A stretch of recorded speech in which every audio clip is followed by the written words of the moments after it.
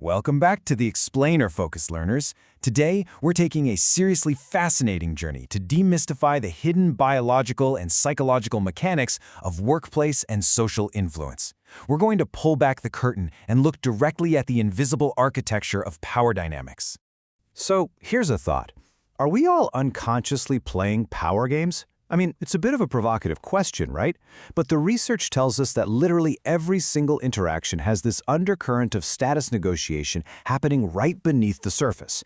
Now, most people just operate on complete autopilot, merely reacting to these currents. But today, we're going to make the unconscious conscious. Let's start by looking at exactly how we define this. Power dynamics is really just the agnostic negotiation of status and goals. It's deeply, deeply rooted in our evolutionary biology as a way for primates to navigate dominance hierarchies. So, to be clear, we're not talking about some manipulative dark art here. This is simply the neutral water that we are all swimming in every single day. Okay, let's dive into our roadmap. We'll be hitting first impressions, vital force versus burden, power accountancy, mastering mirroring, and finally, becoming indispensable. First up, Section 1, the biology of first impressions, or what we call the 2-minute window. The whole concept of thin slicing going on here is absolutely wild. In a staggering 50 to 100 milliseconds, literally the blink of an eye, your brain does a facial appraisal of someone's trustworthiness and status. Then, between 6 and 30 seconds, it evaluates nonverbal synchrony. We're talking things like posture and confidence. And then, within just 1 to 2 minutes, a strategic heuristic forms. Your brain decides, is this person a utility or are they a burden? Basically, your brain establishes this cognitive anchor based on a massive synthesis of data almost instantly. To put that into perspective, psychological studies show it takes a mere 6 seconds of observation, and get this, often from just watching silent video clips, to accurately evaluate the competence of a teacher or a political candidate. 6 seconds. That is literally all the time you have before someone starts making up their mind about your value. All right, moving right along to Section 2, are you a vital force or a burden? Let's look at the sub-R model. Now what's really interesting here is how your social outcome plots across these 4 distinct quadrants. If you show up as a solution, meaning you offer high vital force but you require low burden, you land right in that top row, the prestige contributor. You're seen as a highly valuable strategic partner. But on the flip side, if you demand a lot of collective energy while offering very little in return, you drop straight down into the social burden category, and that, unfortunately, inevitably results in rejection. To truly understand those quadrants, we kind of have to contrast the forces themselves. Upward forces, those are your strengths, your solutions, your skills, and your independence. Downward forces, however, are your weaknesses, demands on collective energy, and your high need for approval. Just think of that one coworker who constantly needs reassurance. They instantly categorize themselves as a downward force, basically draining the energy right out of the room. This means that begging for chances or desperately seeking validation is a huge, low-status move. It instantly paints you as a downward force. Okay, shifting gears a bit to Section 3, the power accountancy system. This is all about tracking status. Let's quickly walk through this traffic light system to see how context entirely determines the intensity of a power move. Green is empowering, like when a colleague drops everything just to prioritize your work. Awesome. Yellow is slightly disempowering. Think of your boss curtly assigning you a task. It's expected, sure, but still slightly dismissive. Orange gets highly disempowering, like a peer bossing you around in front of everyone else. And red, that is severely disempowering, like a subordinate publicly tasking their boss. Now listen, if you ignore these little social signals, you're going to fall victim to what's known as the sum-up effect. It's literally a death by 1,000 cuts from unchecked minor disempowerments.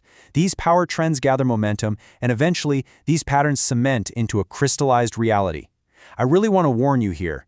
If you let someone continually cross your boundaries, a brand new, low-status reality is cemented for you, and it becomes incredibly difficult to escape from. Let's pivot over to Section 4, mastering the art of mirroring, or social synchrony. The absolute crucial point here is knowing the difference between mirroring and mimicking. True mirroring is gradual. You use this subtle 3 to 5 second delay before matching their posture, tone, or key phrases. That delay is highly actionable, and it triggers the chameleon effect, which is this amazing psychological bridge that builds deep trust. Mimicking, on the other hand, that's instantaneous and blatant. It just comes off as awkward, creepy copying, and it will immediately break trust. No way around it. And this whole mirroring thing completely extends to how you validate someone too. Look at the difference between precise and generic praise. Generic praise is calling someone a genius. It instantly categorizes you as a fan, or worse, a sycophant. Precise praise, though, is tied to specific decisions, business context, or complex trade-offs they've actually made. It proves you understand their complex world and validates their executive intelligence. Boom, you're instantly positioned as a trusted peer. But hey, remember, power isn't just about the main target in the room. You also have to win over the peripheral circle. I'm talking about the executive assistants and gatekeepers who filter out the burdens. To do this, you've got to acknowledge their authority by name, always provide actual business context rather than some pushy sales pitch, and demonstrate absolute honesty. You need to treat them as the strategic partners they are. And that brings us to our final stop. Section 5. Becoming an indispensable asset through the Enigma advantage. The value stick framework illustrates this dynamic perfectly. On one end, you have willingness to pay. You maximize this by offering proactive solutions to your leader's core threats. On the exact opposite end is willingness to sell. This is the emotional burden or cost you require to execute those solutions.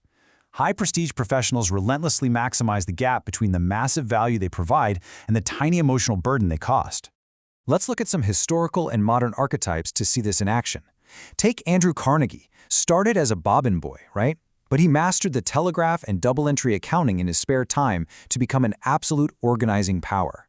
He acted without waiting for permission during crises. Or look at the founders of Airbnb. They personally flew to New York to photograph host listings themselves, deliberately doing things that just didn't scale.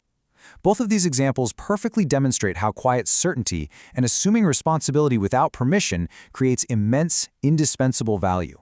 But look, value alone just isn't quite enough. You've also got to maintain a little layer of mystery and strategic scarcity. Be selective. Don't be everywhere all at once. Powerful people are naturally drawn to independence. Applying the scarcity principle ensures you never look desperately hungry for success. Instead, it signals that your time is a highly valuable resource. Which leads us to this incredibly powerful rule of thumb. Walk into every powerful room as if you already belong there. Your personal sense of power must be entirely independent of external validation. Simply put, you don't need their permission to be valuable. So, I want to leave you with this final thought for today. How will you utilize your new understanding of the room's invisible architecture? I really challenge you to consciously apply these frameworks. Use them to build incredibly strong relationships, maximize your value, and completely protect yourself from manipulation. Thanks so much for joining me on this explainer, and keep learning!